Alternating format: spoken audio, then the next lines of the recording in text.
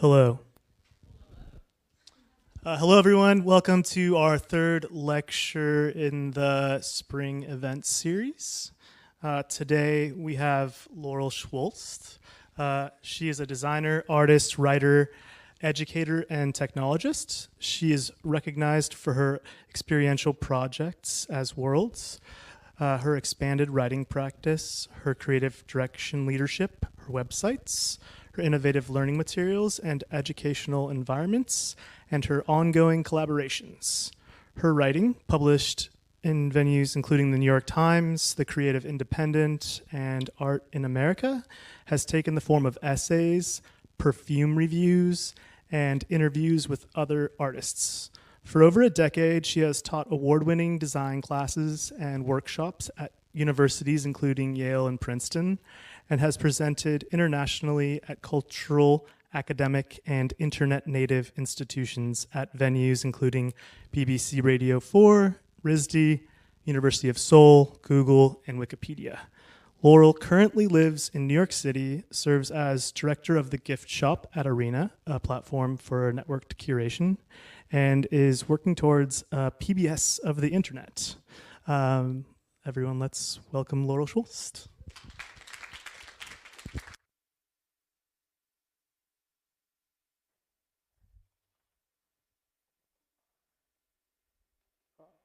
Can you hear me? Is it okay? All right. Thanks, Chris, for the intro. And let's see. Yeah, welcome to my talk. My name is Laurel Schwulst, and for the record, today is Monday, February 26, 2024, and obviously we're at the University of Tennessee. And yeah, thanks again, Chris, for inviting me. I really appreciate it. And thank you all for hosting me, and also thanks for coming to this talk.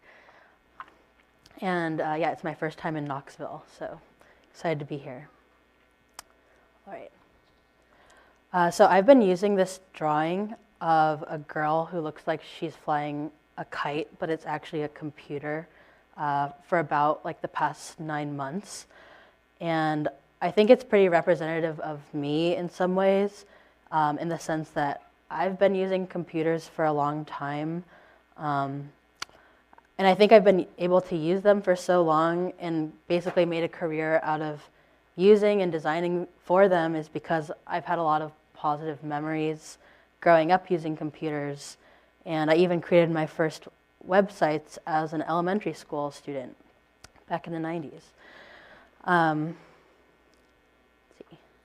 But only recently did I actually get into kites, which were, that drawing, it looks like a kite, but it's actually a computer. So I got into kites over the pandemic. I taught myself how to make a kite in the shape of a bird out of common materials that you can buy at a hardware store. And to make this bird kite, I followed a tutorial online, and the first version wasn't for a creative project really at all. It was actually just a surprise for my friend's birthday, and it barely flew. And yeah, so the birthday kite didn't fly very well, but it was the start of a kite journey in learning how to make and fly kites. And so in 2021, I published this tutorial in the New York Times about how to make a kite in the shape of a bird. And if you watch the whole thing, it's actually like a 45-minute film that takes you from start to completion of this bird kite. But it's designed in like this interactive story format. Like you can see the arrows on either side. So if you want to just tap through to get to the most important parts, you can. But I guess if you step through the whole thing, there are lots of what I call Easter eggs, which are like kind of hidden things I kind of go off on, so feel free to check it out if you want to experience the Easter eggs. And I wanted to share like a few important things about this project that kind of filter through like a lot of my practice. First of all, this project's form is a tutorial. Tutorial kind of teaches you how to do something. And the reason this is important is because as a kid using the web, I actually kind of found my footing or started using the web more in like the way I think I use it today by following a tutorial that someone else posted online. This was in the late 90s. I found a tutorial on how to paint a model horse using ground up chalk pastels. I was like a horse girl, and I collected toy horses, and because I couldn't ride real horses because they were too expensive at the time, I kind of dove into the model horse world, which was like a whole hobby of collecting and painting your own, and even taking your own model horses to like model horse shows. But anyway, after I followed this tutorial, I sent the result to the person who made the tutorial, and she invited me to a private Yahoo group that was all about customizing model horses using ground up chalk pastels. And just to say that, like, wow, that was like that tutorial was such a gateway for me as like a young person, and it was my basically first entrance into art in like a really natural way, and also like the web and like communities. And yeah, speaking of kites, I guess, they're also a form of technology. And when I did this kite piece, I learned that the very first kites were made many thousands of years ago in Asia, but with cloth instead of plastic. And some people believe that the first kites were bird-shaped. And I learned this in this book, Lyle Watson's Heaven's Breath, A Natural History of the Wind, which was recommended to me by Tracy Ma, the person who worked at the New York Times, who commissioned me. And it's from 1984.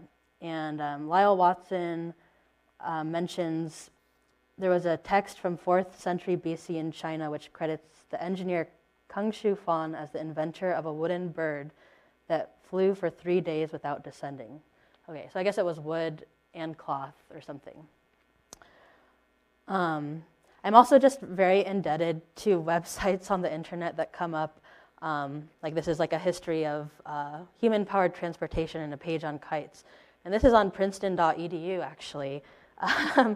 Someone's website from like the year 2000. And I feel like maybe one theme that comes up a lot is that I feel very indebted to material on the internet, especially like educational things. And I feel so grateful that websites like this still exist and that you can still find them. But yeah, at the end of the kite piece, you'll see a list of referenced works and also a list of my own like citations and things. And I guess that's another theme is collaboration and citation. Basically throughout this whole talk, I'll be sharing a lot of work that actually isn't my own, and I'll try to call that out or cite it. But essentially like working with others either directly or indirectly through like, you know, reading their work and being in conversation with it is a really big part of what I do. And so I often feel like publishing my own work on the web is a way of giving back to this web that's been so generous to me. And sometimes I think of I'm making work actually for my younger self who was, you know, a suburban, or I guess I grew up in Illinois, like in the center of Illinois, and then like in suburban Chicago. You know, I didn't have regular access to like amazing cultural institutions and art things. So like the internet was really my gateway. So oftentimes when I'm publishing, I'm hoping like someone, like a younger version of myself might be somehow discovering it. And yeah, maybe the last theme I want to share is that of gifts. Like I said, this kite project started out just as a birthday gift for someone. I'm very interested and curious about gifts as a form, maybe because they're like an audience of one. But I also think birthdays make a really nice deadline for like a little project, because there's no way you can change someone's birthday. It's like really not cool to be late for someone's birthday. And they also happen throughout the year for many special people in your life. One time I tweeted, "I'm happy that birthdays are scattered throughout the year, like little stardust floating in space. Every so often you catch one and celebrate that star." Cool. But anyway, I want to come back to this drawing of the girl flying a kite, but it's actually a computer. So the title of this talk is ultralight, and it's about lightness and technology. But ultralight is also like an umbrella for me and a lot of the work I've been making in the past while. And so this talk will weave around like kind of a history of computers and the internet in some way, but also just kind of take several detours throughout my own work. So I started using this drawing after my friend named Omar Rizwan sent this photo to me. It's the kite drawing, but it's on a IBM ThinkPad box. I guess this was like a promotional drawing for the IBM ThinkPad. And so a few months ago, I Googled IBM ThinkPad box in quotations, and I found some copy from the 1996 press release of this computer, which was archived as emails on the MIT's website. And it says it's the world's only 12.1-inch screen on an ultralight notebook, ultra slim 1.2-inch design, weighs just 4.1 pounds. And today we're like, 4 pounds for a computer is pretty heavy. But I guess I like seeing things like this because we realize that technology is so relative to where you are. And for me in my practice, it's really important to think about a history of technology.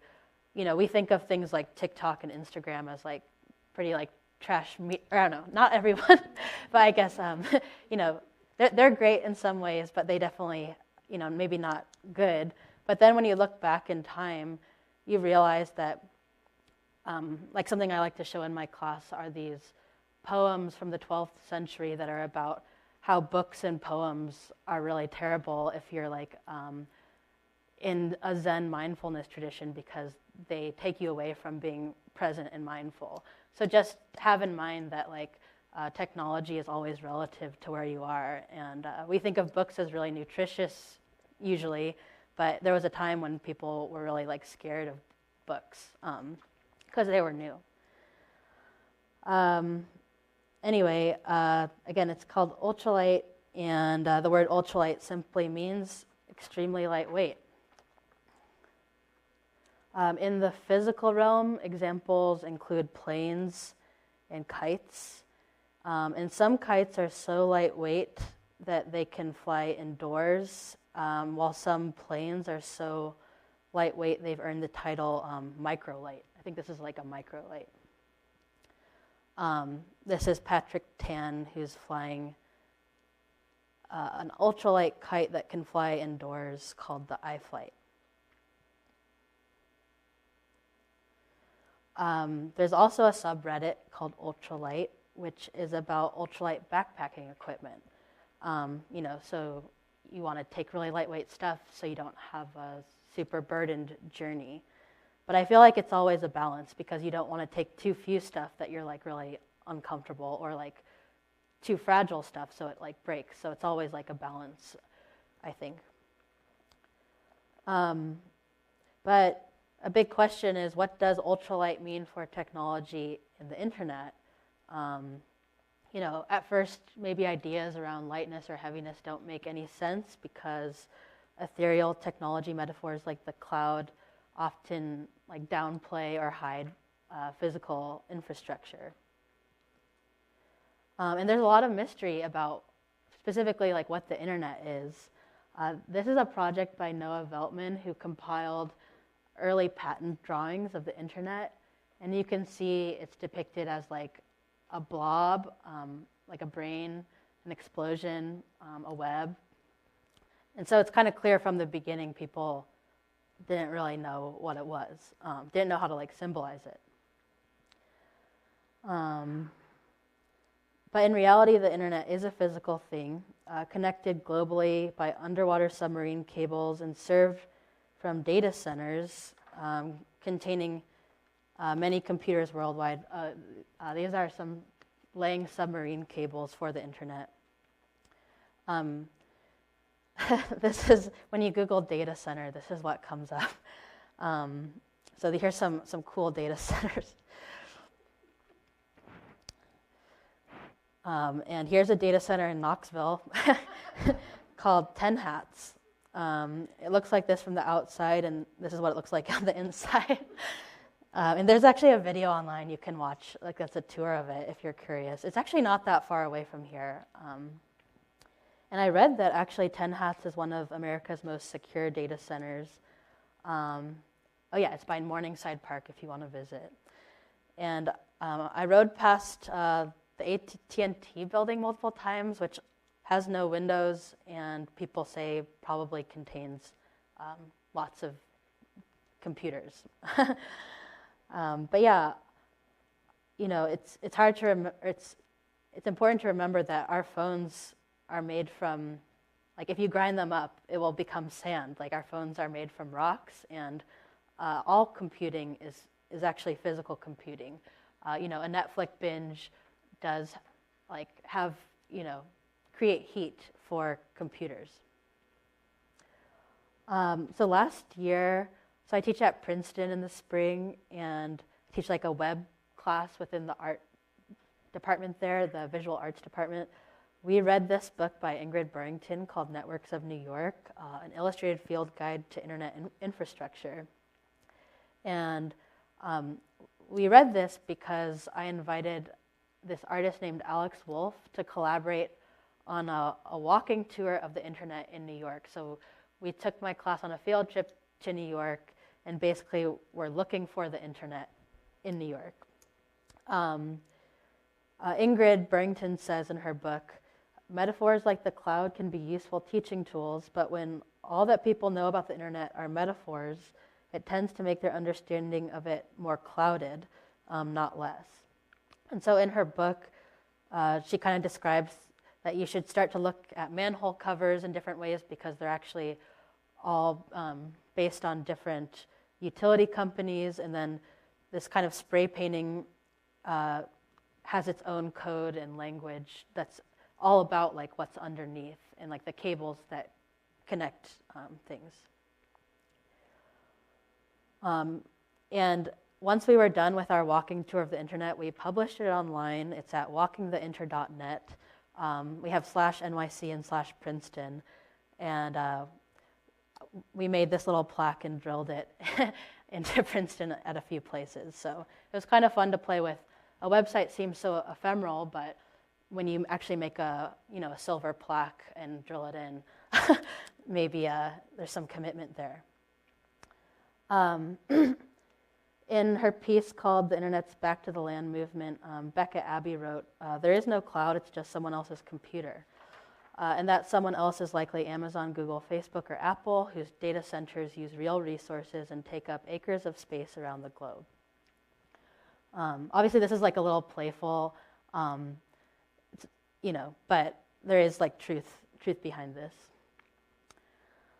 But one question I was asking is, how can we feel the physicality of the internet if it's so intentionally obscured with like metaphors like the cloud and like, when it's literally underground, we can't really see it or feel it. So after 1 year of running nearly all their phone and computer charge off a solar panel, this artist named Austin Wade Smith said, I'm convinced you can feel the environment in your phone if you use the limited availability of sunlight charge as a tangible constraint in internet consumption. And they said, the web needs to rise and set, buttons revealed on the eclipse, tickets available at high tide, posts only possible when it's raining. Turns out the world already was an internet, and websites are just kites. Whoa, it's like galaxy brain. But in a good way.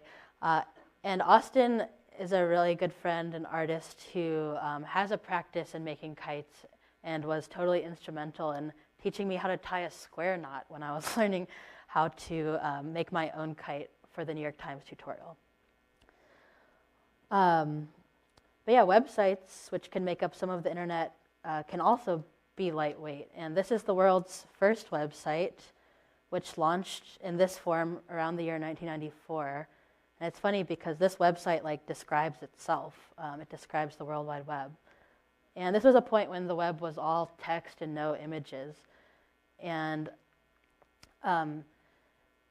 every year I study the web because I basically teach a class, about using the web as an artistic material. And I think it's important to remember that the web was designed so that anyone, no matter their device or settings, could access it, and it would prioritize giving you the content, no matter what. And so websites that are mostly text generally load really fast and can be easily accessed generally no matter what. So I think it's really neat that this website is still online and still navigable. But yeah, this is the 512 kilobyte club. I think you can access it at 512kb.club. So if you search the web for lightweight websites, you may come across collections like this of websites that collect websites that are small or very small in file size. And this says the internet has become a bloated mess. Huge JavaScript libraries, countless client-side queries, and overly complex front-end frameworks are par for the course these days. So this is mostly a bunch of developers who are excited to make their sites really tiny. But I think there's a point here. From a pragmatic standpoint, lightweight websites have a usefulness. They're quick to load, often accessible by default, and generally use less energy and resources, which can have an impact on the environment. And this is the Solar Low-Tech magazine website. This is a website that's solar-powered, created by Chris DeDecker, Marie Otsuka, and Roel Roskam-Abing. And I don't know if you can see it here, but there's usually this yellow kind of depicts how much battery charge is left to serve the website, based on the solar power. And so this one is solar powered, like I said. I feel like this solar powered website takes this lightweight website thing a step further because it directly links its lightweight website to limited but still relatively abundant physical resources. This one is powered by the sunshine in Barcelona, which is, a generally pretty sunny place. And I wanted to take a quick detour to talk about this project I did with Marie Otsuka, who designed Low-Tech magazine website and did the front-end programming. Marie is a very talented designer and developer and typeface designer who works at this place called Occupant Fonts. And she invited me to make a microsite to depict basically her new typeface called Pentameter, which is a monospace variable typeface, meaning it can take mathematical input and become thicker or thinner or more slanted or less slanted. But basically, I had this idea. I don't know if any of you have heard of. It's called the 72 Seasons of Japan. Japan has this history of dividing its seasons into 5-day seasons. So there are 72 of them throughout the year. And I'm just going to kind of pan through this. These are all 72. And maybe what you can start to notice is that the typeface is getting thicker. Essentially, the idea was to make the typeface really thick in the summer and then make it thin in the winter.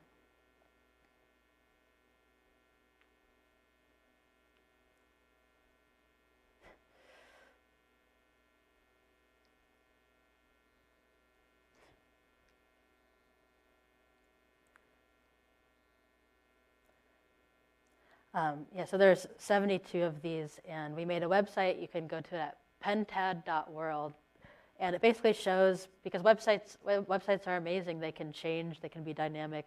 It shows the current micro season when you access it. And if you click on the info page, you'll get to this page that shows all of the micro seasons along with their date range. And you can kind of see it goes from thin to thick to thin again to kind of depict the seasonal change. And one thing I thought was interesting was that when you zoom out, even though this is just like using typeface weight, it almost seems like 3D or something. And I thought that was really interesting because the calendar, we think of calendars as like starting in January and stopping in December, but they're actually like cyclical, they're like a circle. And before I launched this website, I think this website launched in May 2 years ago, I actually asked my class at Princeton to make sites and posters for the 72 microseasons. And so they did their projects before mine launched. And something that was really interesting is that my student named Christine Kwan made this beautiful website that shows all 72 microseasons in their original kanji. And above each one, so the 72 microseasons, I think it's like 3 of them, I think. Yeah, I think 3 or 5. I'm not really good with math right now, but basically there are 24 major ones called seki, and then the 72 are called ko. So there's kind of like these different subdivisions. So you can see the seki are above and the ko are below. And then that little dot depicts the current one if you go to this website. And so, Christine did an amazing job, and this is just done with CSS animation and transform. But I thought it was just so interesting that, I was seeing a kind of 3D thing, and then she made a 3D thing as well.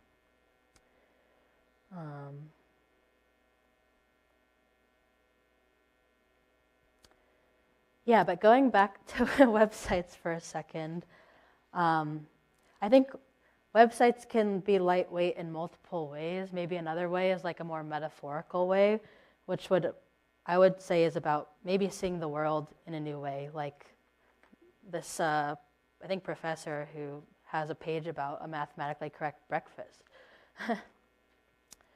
Italo Calvino wrote about lightness in literature. I'm just going to read this.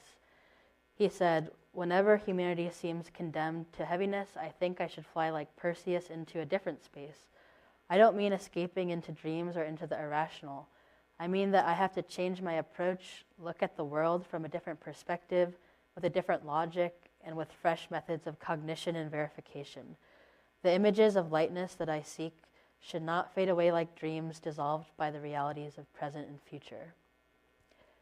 So I think what he's saying is just, at least what I took from it, is just the world is heavy by default, or entropic by default. We kind of have to remind ourselves to think in new ways, or change our perspective to have a sense of lightness in the world. And he wrote this as part of his book called 6 Memos for the Next Millennium, which were 6 things he thought were really important to embrace in literature going into the year 2000. I think this was published around 1985, I think around the time of his death. And I also just want to say, this does not mean to say, I don't mean to say that heaviness does not also have its merits. I think it's only that in the realm of ever-expanding technology, I think that certain intentional limits actually enable life, sustainability, and accessibility. And I'm really into the psychologist Carl Jung. This is an image associated with his research. And I feel like his work reminds me about balance in general. Lightness is nothing without heaviness, and vice versa. I just think a lot of the internet and technology is heavy right now, and we could use to make it a bit lighter to achieve some balance. It's the same kind of thing where the conscious world should be balanced with the unconscious world. Our dreams, basically Carl Jung says, should serve as tools to help us kind of balance out the psychic weight of our lived daily lives. And I have a friend who has a hot take that many of society's problems might be lessened if maybe we have more intentional and limited upload and download limits from and to the internet. And I do think there is some truth in that. But I think one of my favorite aspects of this idea of ultralightness is that maybe it could encourage ultralight processes too. For example, what if a methodology or a manifesto or a way of being in the world which like might be more inherently lightweight, is actually the focus instead. And so this is Sister Karita Kent and John Cage have these 10 rules for teaching, and it's just amazing they all fit on one page but have probably impacted so many people. My old boss from the design studio Link by Air, Dan Michelson, said that ultralight is maybe a minimum possible means to achieve an ambitious, even quixotic goal. He said, to start from nothing and make almost nothing, the dream of a perfect content management system, a blank slate, a design process that barely creates or destroys, but merely deploys the engine of a discourse with a little waste heat. Still, it should look like something glimmer in the light. And while I was at Link by Air for the first 5 years of my career, it's a design studio that, like, from the outside, it looks like they're just doing a lot of websites for cultural institutions like the Whitney Museum or Print and Matter or Columbia GSAP. They basically have this CMS, content management system, which is basically like the back end of a website, and it's bespoke, meaning that they created it. I think they first created it for the Yale School of Arts website, but basically it's like this modular system that lets people who edit the website, so like, you know, staff at Print and Matter, to update their website easily.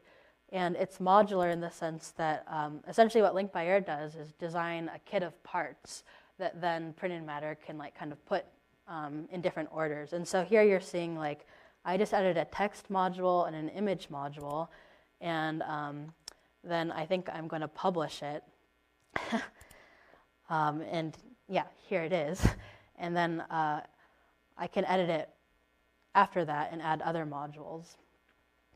But I think what's interesting about this is, you know, maybe from the outside it looks like Link by Air is just designing a bunch of websites for different institutions, but actually what they're doing, like what stays the same, is this content management system and how they think about it and how they evolve it. And so it kind of brings up for me that a design practice is oftentimes about like one's methodology over time versus the many different projects. And so, yeah.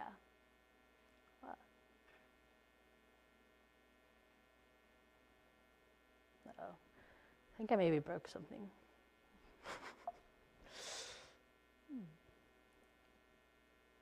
Let's see.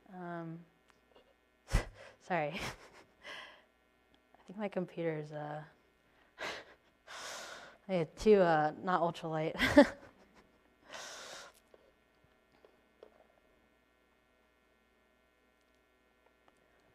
Oh. Okay.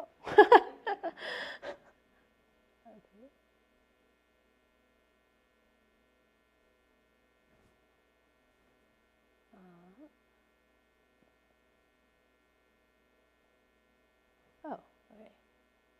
Cool. Okay. So this artist named Wei Li frames her entire practice as one of distillation. She graduated from Yale in 2012, and I'm just going to read an excerpt from her thesis book, which is called 445 Pieces of Lightness, from 2012. She said, my work is about removing weight like a cutter or a distiller. My job is thinning and squeezing things, making them thinner than onion skin and lighter than a feather. Sometimes I suspect that my work is still not light enough.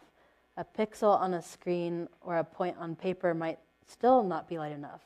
If I can make it lighter, I can make it faster until it becomes suspended ghost images. If I can't make it faster, I simply try to make it not happen. Let it be an unspoken sentence staying on somebody's tongue, a gesture remaining motionless like a statue, an action waiting for consequences that will never happen. I keep thinking of a story I heard when I was a child. It was said that in Zhengzhou, China, a monk used a paintbrush to draw plum flowers in the air every day. During his life, he never drew anything on paper at all. I always dream about doing something as light and invisible as the plum flower that he drew. And this is a typeface she made called Big and Useless and Now. It was like a one-stroke typeface, and she installed it in the hallway at Yale with wire. And yeah, so I found this quote about a year ago from Christopher Alexander, who's an architect theorist from A Timeless Way of Building. He says, "The finer I slice the strawberries, the more surfaces there are. The more surfaces there are, the more it tastes." And I find that like this idea of increasing surface area for something that's like valuable or good or like tasty is kind of a ongoing like methodology I have in website design or just design in general. These are 3 screenshots from this website, Artist Space. I mean, Artist Space is an institution in New York and a website I designed for them, artistspace.org. And basically, my big idea was that Artist Space has been going on for 50 years. It's like this amazing archive of avant-garde artists and programs and stuff. And I thought it would be really nice to like slice up Artist Space so we could have multiple ways of, experiencing it or multiple entrances. And so on the top left is the images.artistspace. This is text.artistspace. Bottom left is videos, and bottom right is artists. So there's basically many ways to enter this website, and they're all navigable in the top tabs. You can also navigate by pages, which is like more typical. But basically, I hope that what people would do is maybe cruise through the images, see an image they like, click about this image, and then it says like, oh, this image exists on this page, and then they go to this page. So there's just like many ways of entering the material, whether you want to do it through images or through a cool PDF or a video.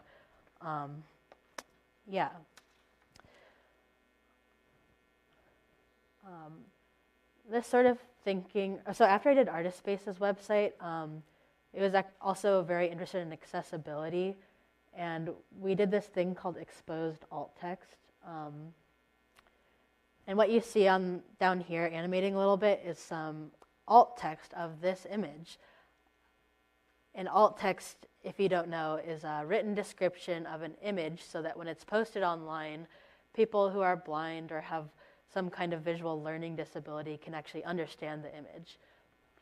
And so Artist Space, on every image that appeared, had alt text, and it also had exposed alt text, meaning the alt text was actually below the image, as a kind of fact that, hey, we're doing alt text. And so then this artist named Finnegan Shannon wrote to me and said, hey, I really liked Artist Space. Would you want to do the website for alt text as poetry? And Finnegan Shannon and their partner on this project, Bojana Koklia, are both activists and artists working in the disability space. And they thought that you can actually write good alt text if you borrow some strategies from poetry. And you can learn all about that on the website, alt text as poetry. But I guess our job as website designers was to create like a very simple, accessible website. And one thing we did actually 2 years into the development was put this colors on and colors off switch, because we learned that some people didn't like the colors. And it was like a little more accessible just to be black and white, or at least to have that option. But it's a pretty simple, like one-page site, written in HTML and CSS.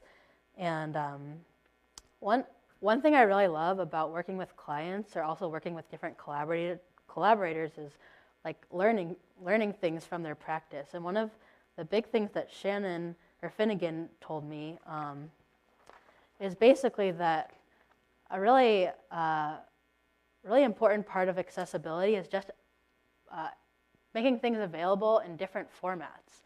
Some people are going to want the workbook text as a docx. Some people are going to want it as a Google Doc. Some people like podcasts and audio. Some people want to read it in Spanish. Obviously, this takes time to make different versions, but I think it's just a good reminder that making things in different formats is a really amazing way to start to make something accessible. And I also think it's very aligned to this idea of slicing the strawberry thinly, like making it in different versions or formats. And I also think you can just understand your project better when you start to translate it into different formats too. And yeah, another project I did where I guess I was interested in wind, or in a more literal way.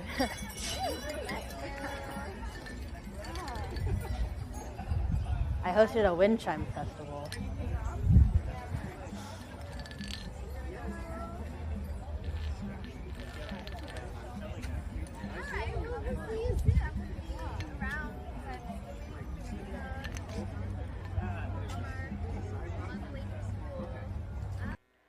This was one of my favorite contributions by Bokum Jian and Emery Parisi. They collaborated on this kite that was just a piece of fabric with two shells at the bottom, and worked really well with we basically had a one-day event in Prospect Park. But this happened in the year 2022, which was kind of coming out of the pandemic, and I suppose I would say we increased surface area. It was also more work, but we made a virtual wind chime festival, and we also did an IRL wind chime festival. I did this with my friend Ellie Hunter because we both were interested in public art, but wanted to do it in a way that like kind of made sense for the present moment, the pandemic. And we were thinking, oh, like wind chimes are really neat because you don't have to be close up to experience them. You can enjoy the sound from far away. And we were also like, well, if it's the pandemic, we should also make a virtual version. And the virtual version, the way we did it was we asked 11 artists around the world if they wanted to make a wind chime, and in exchange we would send them a webcam. And the idea was that they would hang up their wind chime and live stream it for 3 months. And that live stream would be accessible on this website. This is a screen recording of it when it was up, windchime.world. Basically, you can open up these different windows and see live the people's wind chimes across the world. And we can see we actually just opened Wei Li's wind chime, and it's 9:27 a.m. in Beijing.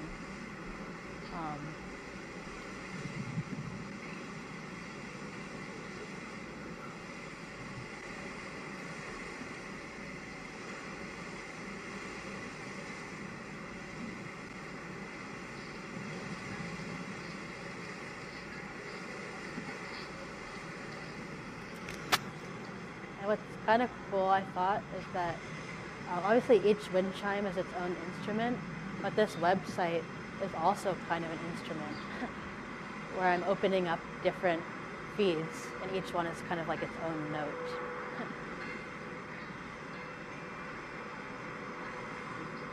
And I used a kind of old school coding HTML element called frames, and you can actually resize the page, or whichever wind chime you want to look more closely at.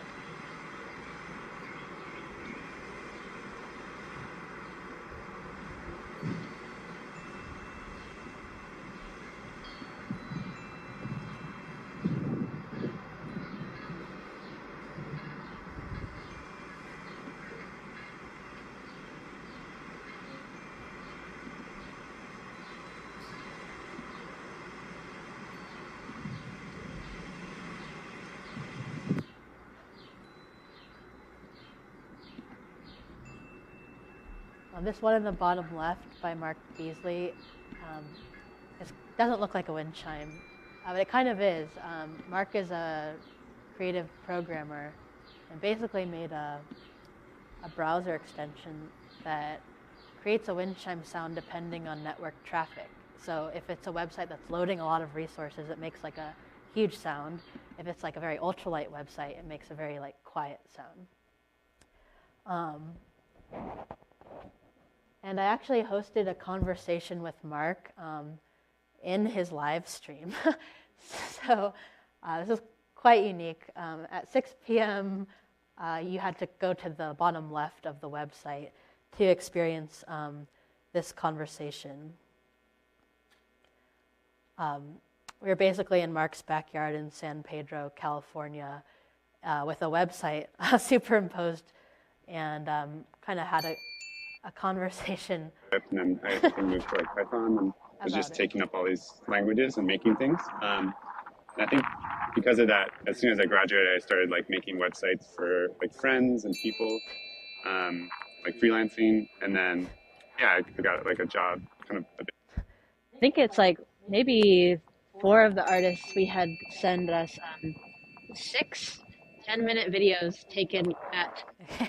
um, and this is some of the behind the scenes. Mark set up his webcam outside to be his backyard and superimposed his browsing rituals actually for 3 months in the foreground.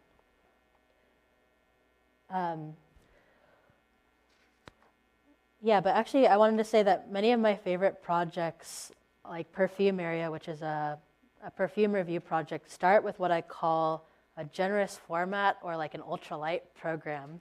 And basically that means like some kind of format that's easy to do over time and can be like kind of change into many mediums just because it's like so like useful at its core. And Perfume Area started as a Tumblr back in I think like 2014. And then after we posted, this is a collaborative project I did with my friend Sydney Shen.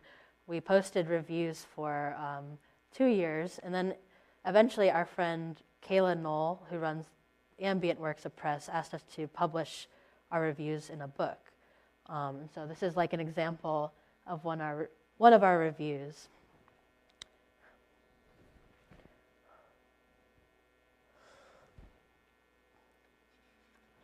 And yeah, I like, this project started as a website, but it was easily translated into many other projects. Like we read our reviews on the radio. We did some readings. We had a launch party at Printed Matter.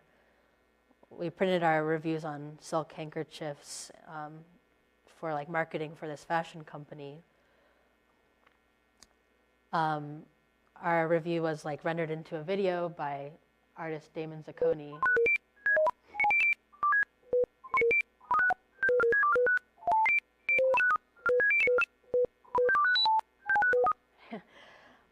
We also did erasure poetry with some of our reviews. Some of them you can click the body and experience the erasure version. And kind of like the slicing the strawberry thing, I feel like the review should work in this format, but also in this format. So there's multiple ways to enter it or read it. Another project that started with a strong concept or format, a generous format, an ultralight program is called Flight Simulator. It started as a ritual I would do where I would take make-believe flights in my apartment. I liked tomato juice on an airplane, so I just made my own tomato juice at home. And then and then I would like look up a flight I wanted to take and set my timer for that amount of time, turn off my Wi-Fi, and pretend to be on a flight. And then after trying that ritual for a while, I created an app with Dan Brewster that you can download from the App Store. It looks like this. So you're mostly, in the air and looking out the window. Most flight simulators are from the point of view of from a pilot, but this is from the point of view of a passenger. And the two clocks are kind of an homage to Felix Gonzalez Torres' piece, Two Lovers, to show like where you're leaving from and where you're going. And once you arrive at a destination, you earn a pin. So this is the pin for Atlanta, which is algorithmic artwork we commissioned by Arthi Akapeti. And so we eventually translated those into some enamel pins. And yeah, what I love so much about this project is that then it like easily translated into some exhibitions. This was an exhibition in Osaka, Japan, at the space called Peihu.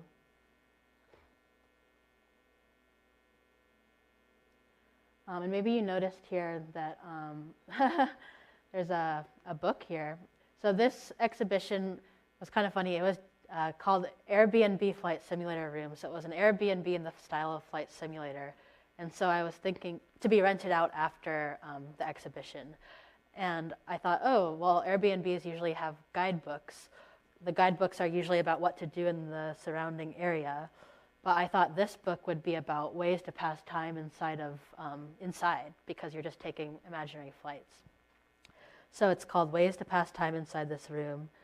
And it had like an index of activities you could do, like exercise, adjust the lighting, talk to yourself, etc. And these drawings were made by Ayami Konishi, who is one of the members of Peihu in Japan. And she did a really excellent job.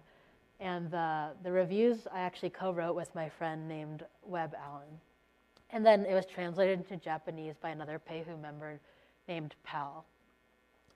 And then after Japan that summer, I went to Korea and did another exhibition for Flight Simulator. And it was actually like a red-eye flight in a gallery, so essentially like a sleepover in the gallery.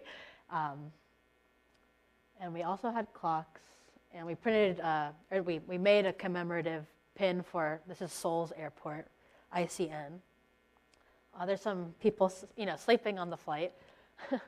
There's my friend Min Gu Hong sleeping, or not sleeping. Someone who was a passenger on the flight told me that the flight was like a play, and that they were sad that the play would be broken the next day and they'd have to go back to normal life. But yeah, so this is version 2 of the book that emerged from the exhibition, Ways to Pass Time Inside of This Room. In this printed form, which was done in Rizzo last year by Textbooks in Brooklyn, actually only emerged because over the pandemic, I was like, oh, I've got this cool PDF, nothing to do over the pandemic. I'm just going to upload it to Arena, this website and platform that I've been part of and now work at part-time. And what was interesting is that, well, you can see it, the number 7, that means it has 7 comments, but it actually has over 300 or 400 connections, which means that people seem to maybe resonate with it, and they started to put it in their Arena collections. So you can see it's there, and there, and there. Yeah, and Arena is a website that I guess I've been a member of for over a decade. But so it's an important place to me, and I'm friends with the people who created it. And so one day I just had this idea. I was like, oh, if this block has 300 connections, maybe like people like it. Maybe we could print it and people would buy the book. So I wrote to Cab from Arena. I said, hey, could we like print this and actually start something called the Arena Gift Shop, which would be basically collaborations between Arena and people who use Arena in a way that maybe manifests as like, something that you could buy in a gift shop. So he said yes, and we made it into a nice Rizzo printed spiral bound book. And that was the first item in the Arena gift shop. So I added the Arena logo to the back. Yeah, so I guess since fall 2022, I've been the director and shopkeeper of the Arena gift shop. And the way I was kind of thinking about the Arena gift shop, I was thinking like, okay, museums have gift shops. Arena is this place where people collect, things that are valuable to them. In some sense, it's like people's little museums. It would kind of make sense if Arena had a gift shop. So, museums have gift shops and they have some of their merch. Arena will have some of their merch. But actually what makes Arena is like the people on the platform and like the amazing ideas they have and like the things that they create with Arena. And so I thought that a big part of the gift shop should be collaborations with members from the Arena community. So the book happened in the fall, and then we did a shirt with Damon Zacconi in the winter. We did a seed with Companion Platform in the spring. And then we did some cards last summer with Alex Singh. And I'm just going to talk about each of these for a second. Damon is this artist who has an amazing website. I recommend you go to it if you'd like. And does mostly, I guess, internet art, but also exhibitions and sculptures. But if you go to the information tab on Damon's website, you can eventually go to this website called atlas.damonzacconi.com. And I mean, there's no description of what it is, but you can kind of suss out that this is like Damon's collection of images that he draws from. And so basically Damon just decided to wear his references on his sleeve, like literally, by printing a Carl Sagan diagram from 1985 that's actually in the Library of Congress, so it's like free access. It's a diagram of all time and space. And what's cool is there's like this little box that says the realm of direct human experience, and it's so small. And then there's this thing called the forbidden zone, which is kind of funny. And yeah, Damon said, I like to see that any artwork created is part of a larger conversation. If someone wears the references on their sleeve, it becomes easy to find points of entry into that conversation. So again, like multiple points of access. Oh yeah, that's me wearing this shirt. And we also printed it in kid sizes. And those are still available if you have a kid that you need. The second gift was a collaboration with Companion Platform, which is Lexi Visco and Calvin Rocio. They're a design duo in the Bay Area. And their work is often about ecology and natural landscapes. And I asked if they would help me think about what a gift is at its essence. And they were like, well, a seed is kind of an amazing gift, because if you plant a seed, it can grow a plant, and then that plant is going to have more seeds. So it's kind of like this idea of gift proliferation. And maybe when you plant the seed, you should actually have in mind the people you would like to give the future seeds to. And so that was the idea with this experimental seed packet, which contains a single fava bean seed and 5 plant stakes. The idea being that you're going to grow more seeds and gift them on. And so it says this plant is a gift. The seed is a gift.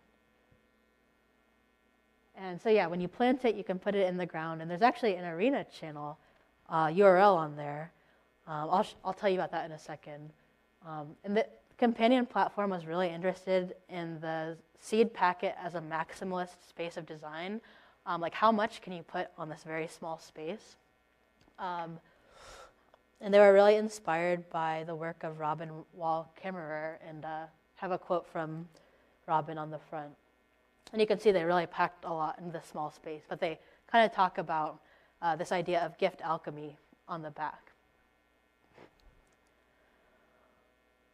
And so the Arena channel goes here, and essentially it's like a guest book of the project. So if you plant your fava bean, you can post updates here.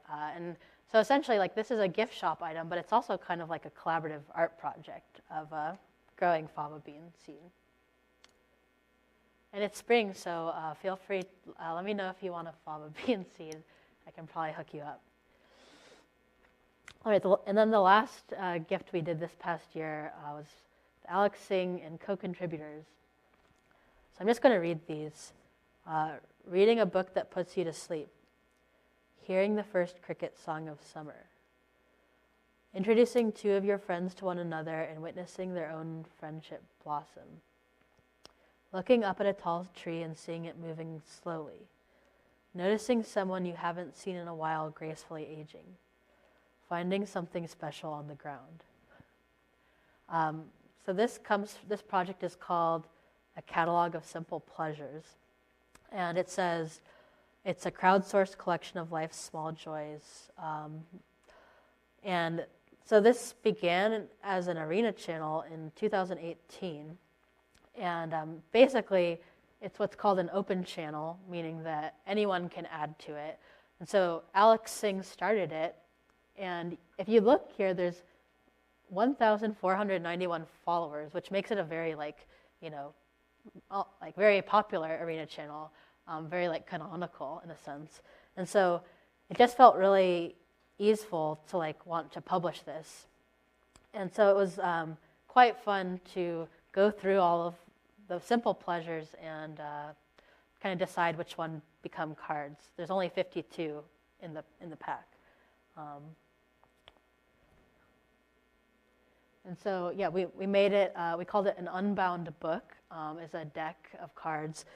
it's almost like an arena channel because it's all these blocks, almost inherently like is a deck of cards. But it was fun thinking about like what you could do with a deck of cards or how you could maybe use these. I think actually, on the back of one of these cards is a how-to card that's about how we might imagine you using it. I don't know. You know, maybe you play like a game with it or something. Oh yeah, it says how-to. This collection is designed as a set of cards to preserve the project's spirit of openness and flexibility. There are many ways to interact with it. Perhaps keep them at home, carry them with you, choose one at random each day, or select them sequentially. Use them as seeds for meditation to plan out your day. Treat them as blessings to bury or burn, or gift them to friends and strangers. Keep them close. ...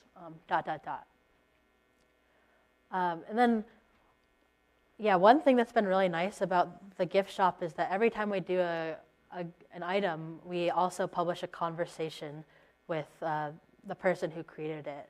And these have been really useful and like kind of make things come full circle, at least for me. So if you're curious about any of these projects, there's a whole conversation on each one.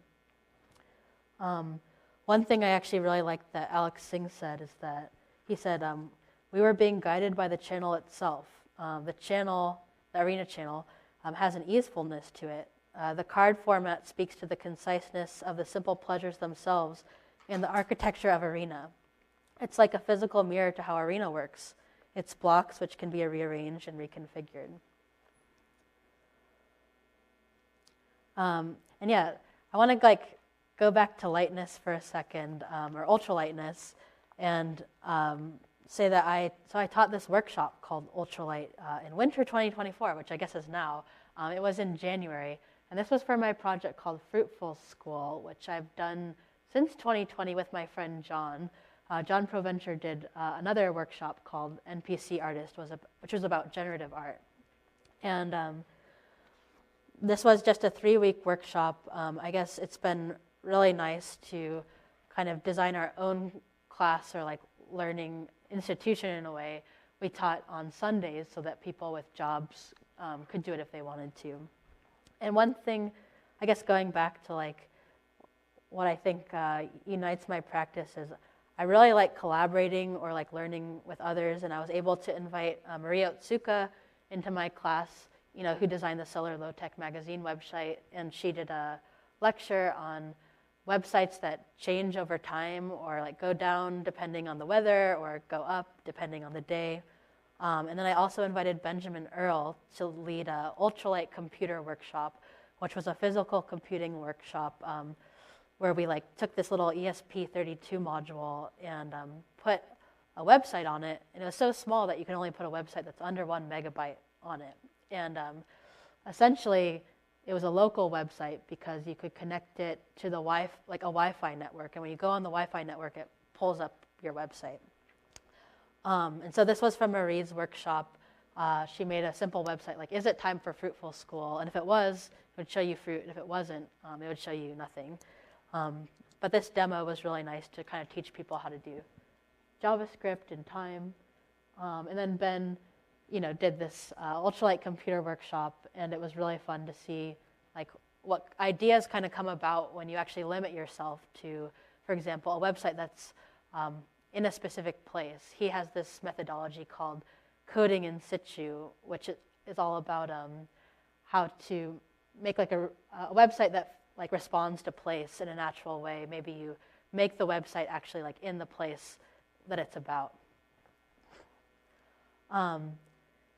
Yeah, and I guess, I don't know, I guess that's all I have to say.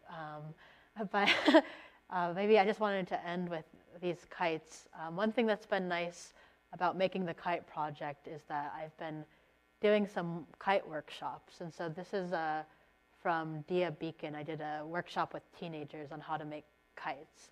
And yeah, I'm really interested in like wind as a literal medium, but also wind as or air as like a kind of metaphor.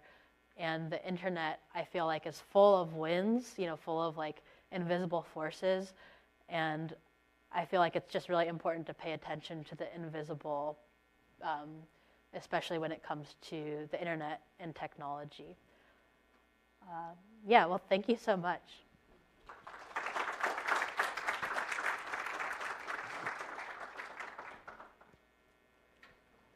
We have a little bit of time for questions, if anyone has any.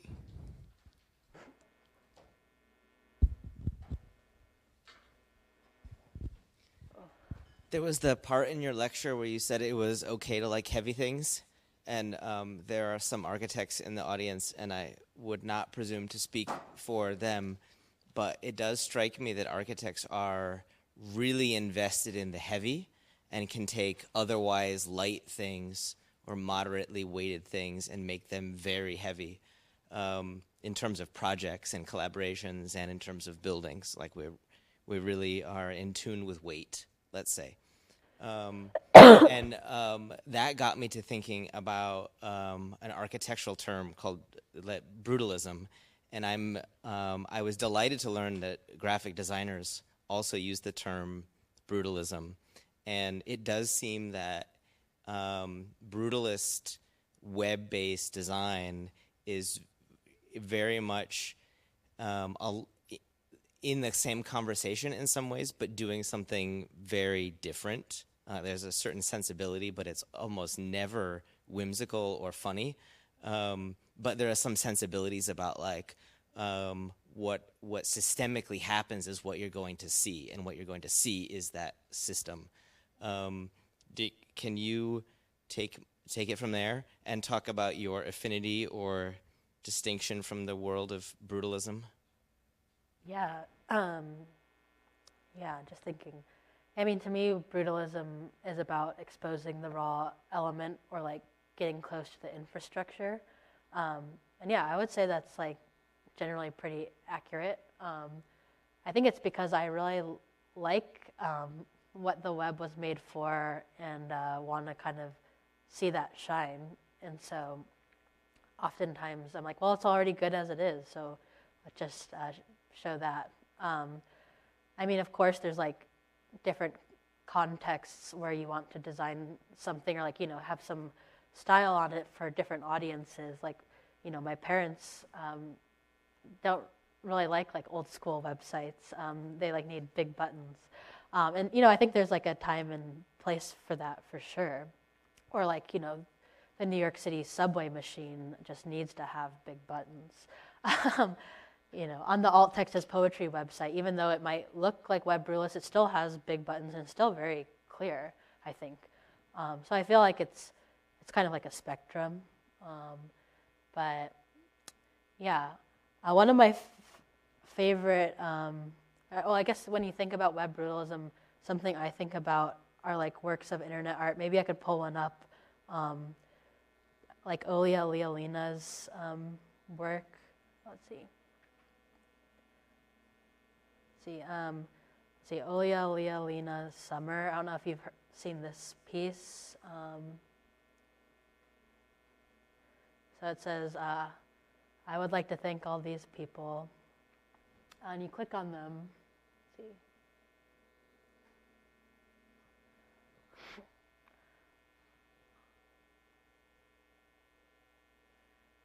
And yeah, maybe you noticed that the URL is changing to all these people's websites. And so essentially this is like an act of friendship and loyalty, and it was loading slow because it had to go to all these different places. And and I love that like it's just her swinging. Yeah, I mean, I feel like this is like a perfect web artwork that really shows like what the web is all about. It's a web ring.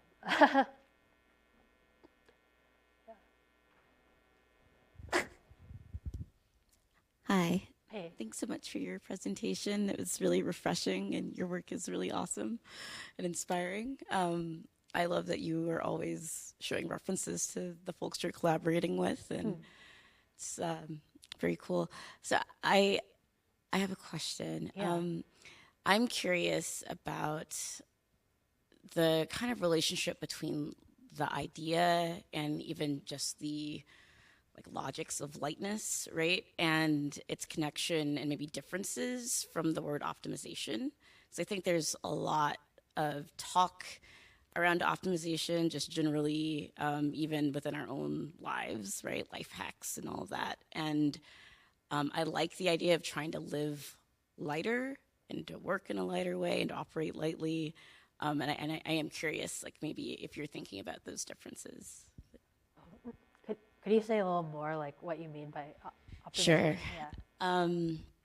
So, I mean, I think that there's probably moments where to create like a light website, for example, you want to use an optimized image, right? An image optimized for the web. Yeah. But then there's also, I think, even just a reframing of like web infrastructure. This is kind of leading into like a second question, but we can just try to roll it into one, where, you know, we're there's a lot of talk about like Web3 and, you know, what does that mean for all the things that are Web 2 and we're Web 1? And just, yeah, I think generally if there are differences between being light and being optimized, and what would be like the pros and cons of those differences? Yeah, I'm just thinking. I mean, off the top of my head, the first thing that comes to mind is when I published, for example, my workshop page for Fruitful School on ultralight, I was like, oh my gosh, I need to optimize my images. This page is a little heavy. I need to like practice what I preach a little bit more. And yeah, I guess I do think it's interesting that making something light or optimized does take like a lot of work and intention, and there is like, you know, energy there. And so I would also say that I think a lot of lightweight websites, like the reason they can be light is oftentimes because of like heavy infrastructure around. Maybe it's like all about that balance idea. But yeah, I really think lightness and heaviness like exist simultaneously. Yeah, I guess, yeah, I don't know if I have any super big thoughts, but optimization, I would just say, yeah, it's work and it needs intentionality put behind it. I will say that you can work smart and not hard sometimes if you're like, well, if I do a text-only website, you know, it's going to be pretty optimized by default. You know, or like if I at least like actually have something to say on my website, that's going to be a better website than just, you know, something that like looks, I don't know, I guess this is my personal opinion, but it's like really flashy or something. I guess it really depends on the audience or what you're trying to do, but yeah, I'm not sure if that answered your question, but.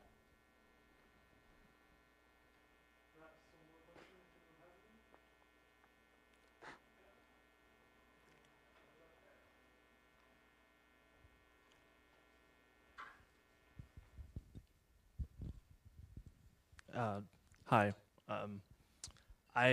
When you were talking about like feeling indebted to the internet, or just like what you've seen on the internet, I guess I just wanted to like ask, like, how would you describe that different from like a personal or like tangible like relationship with something? Because I feel like there's a difference, and I feel very indebted to the internet, and like I think the same way, but it's like there's a clear difference, and sometimes it's hard to explain like what you feel you owe the internet, or like what you want to give back to that versus what you want to give back like physically or like in real life. Yeah, can you say like a little more like how you feel, or? I guess I just wanted to ask like where you find the difference in that connection, or like how you categorize the difference. Yeah, I guess the thing I first think about is that I do think I like make a lot of work that feels like, oh, I wish the world was like this when my younger self was around. Like, oh, I wish my younger self could have found this. You know, sometimes when I look online for something and it's not there, I'm like, oh, wow, what a great opportunity to like publish something in this space. Yeah, so and I think the internet and the web and all the amazing resources that are there are often taken for granted because there's so much other stuff. I'm not sure where I'm going with this exactly, but yeah, I think it's mostly about imagining a world I would like to exist more of, and then creating artifacts that I think should be in that world. And I also think this might be linked to this bigger idea that I've been thinking about, but I'm still very new in forming, which is like this project called PBS of the Internet, which is the idea that, well, I grew up like watching PBS, watching like Mr. Rogers and things, and I feel like what's really lacking from the internet at large, like the apps we go to, TikTok, YouTube, is just like some kind of tasteful oversight for humanity. And like a question I've been asking is like, who is the Mr. Rogers of today? And maybe one answer or one project I could do is like, maybe it's about curating existing influencers who like kind of are like have certain values or are producing more like timeless, wholesome content or something, or like directing them in some way. But I've also been thinking about maybe PBS of the Internet is also about kind of somehow, I'm not really a political person, so I need like partners on this project, but lobbying or something to kind of change the algorithms of existing social media to kind of or for example, when you open a new tab, maybe there should be some content there by default that is like, oh, we think this is like actually like good for humanity. You didn't ask for it, but here it is, kind of thing. So I just feel like the internet really desperately needs more things like that like everyone see, not just like in your own like filter bubble. Thank you. Thank you.